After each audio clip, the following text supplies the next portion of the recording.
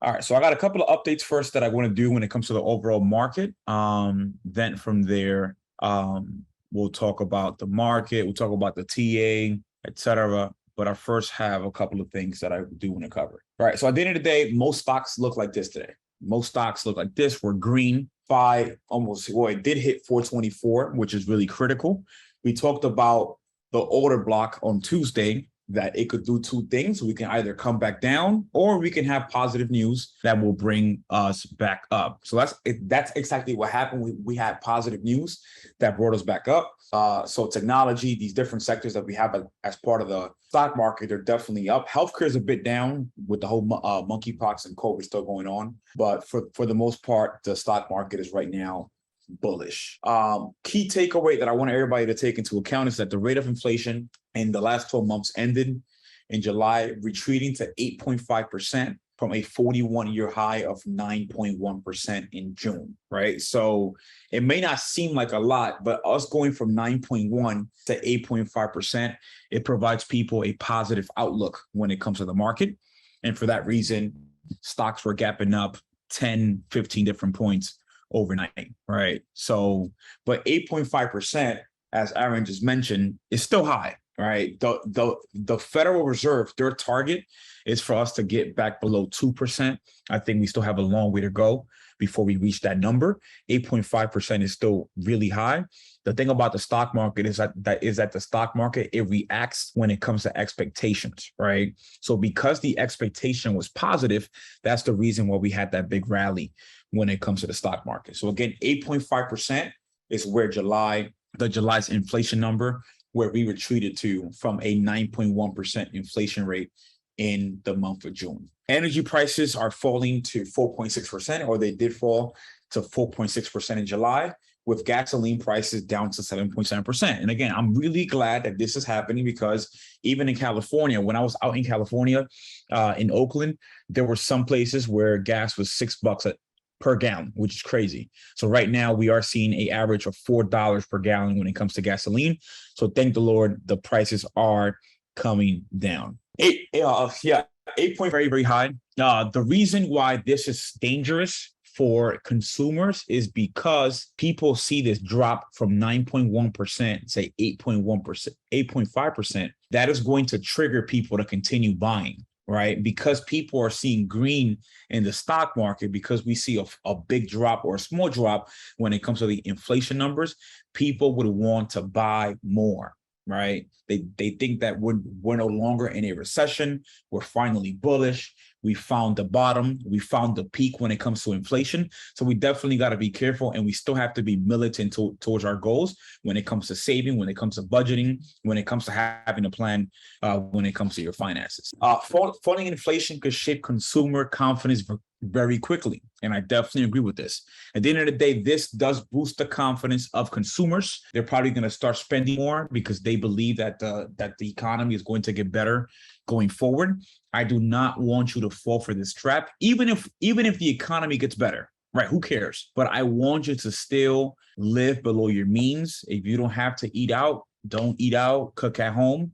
You don't have to be at every Sunday brunch. I promise you, that's not going to do you good, right? You don't have to go out every Saturday, right? If you could bike somewhere, bike somewhere. I told you guys that a few months ago that my biggest habit, especially when I'm back home in New York City, is that I take cabs everywhere, right? And then one month, I saw that I spent over $1,000 in just cabs, because I hate taking trains. And I forced myself now to taking trains, even when I don't want to. And that has definitely saved me quite a bit of money. So I definitely want every single person to assess their spending habits, and then from there, try to fine tune it when it comes to their lifestyle. Gas prices fall in the below $4 per gallon for the first time since March. This is another positive outlook that I definitely wanted to share. This is good. But again, keep in mind that just because we're in the 420s, we can still go down when it comes to SPY in the overall market. Grocery prices in July had the largest price increase since 1979. So although the inflation came down, grocery prices are still going up. And please drop a 1 if you believe that one bag of groceries is now $80, $100, $150. Like it's not how it used to be before, where before $100, it'll be a whole cart, full of food. That's how bad it is. And the reason why is because supply chain has a lot of challenges at this moment. And of course, we do have still lots of constraints when it comes to the Ukraine and Russia war, right? So grocery prices are still going up. There's one food staple that rose by 38% this year. Can someone tell me what is that food staple? We eat it almost every single day. Somebody said wheat, chicken, eggs. It's eggs. So eggs had an increase of 38% on the year so far, right? So I definitely want you to keep into account that we're still not so hot. Yes, it is positive.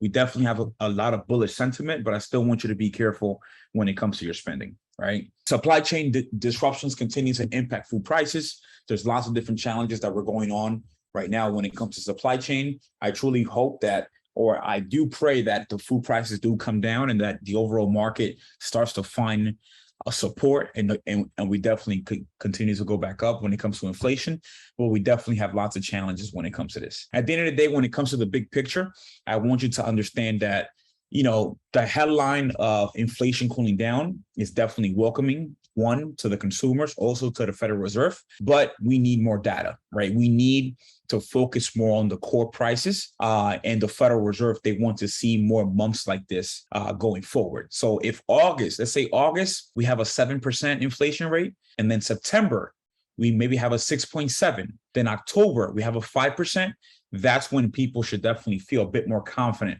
when it comes to the economy. I think right now it's still very early.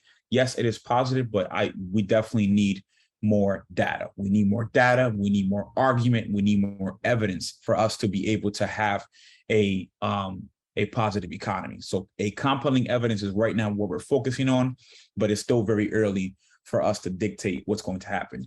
Here's the plan of action that I recommend for every single person part of the call to continue doing. I highly encourage you to continue to save. You need minimum $10,000 as a emergency fund for you to get this going. Drop a one if you would like us to do, and I said that in the past, but I'll definitely follow up with Janet and Magda when it comes to this. Should we do a budgeting challenge? Drop a one if having a budgeting challenge is key. We should start doing this. We've done this as part of Level Up. I think we did $1,000. Now we're gonna go hopefully up to 5K. But the reason why I say 10K is because 10K can at least hold you up for maximum 2 months, right? And that should definitely give you some time, to recover and find a new job and stuff like that. Right now, companies like Microsoft, Facebook, CrowdStrike, the big tech companies, they're definitely laying people off. I know people that I know personally that have gotten laid off in the last week. So it's very, very critical that if you do have a career, if you do have a 9-to-5, there's nothing wrong with a career nor a 9-to-5. I want you to go in there giving your 100%, right? Giving it your all, especially if that's the only source of income that you have. Why? Because if you lose that source of income, it could definitely be detrimental to you and also your family, right? So giving it your all, going there 100%. At the end of the day, you definitely want to secure that leg of income, right? So continue to save, minimum 10K as a emergency fund, and continue to dollar cost average. The reason why I say this is because, again, when Amazon did the Google stock split, everybody was asking, what's the price target? Some folks said that they were waiting for it to come down to 97. It never came down to 97. On the other hand, it bounced off 102, and now it's up in the 140s. So it's critical. Instead of you trying to time the market and trying to find the perfect entry and the perfect time to get in, dollar cost average every single day, every single week. Find out what's the number, what's the bill. At the end of the day, we have bills when it comes to groceries, when it comes to rent, when it comes to all these different things. You also have to have a bill when it comes to the stock market. How much money are you going to incorporate and implement and also employ back into the stock market to make you more money down the road, right? So continue to DCA is definitely critical. Also, keep your portfolio concentrated. Drop a one, and again, we're full transparency here. We're all comfortable with each other. We know what the big mission is. Drop a one if you have more than 8 stocks or securities as part of your portfolio. And it's okay. This is totally okay for you to admit this. At the end of the day, we're all family here. It's one big family, and I want every single person to feel comfortable to share these things out.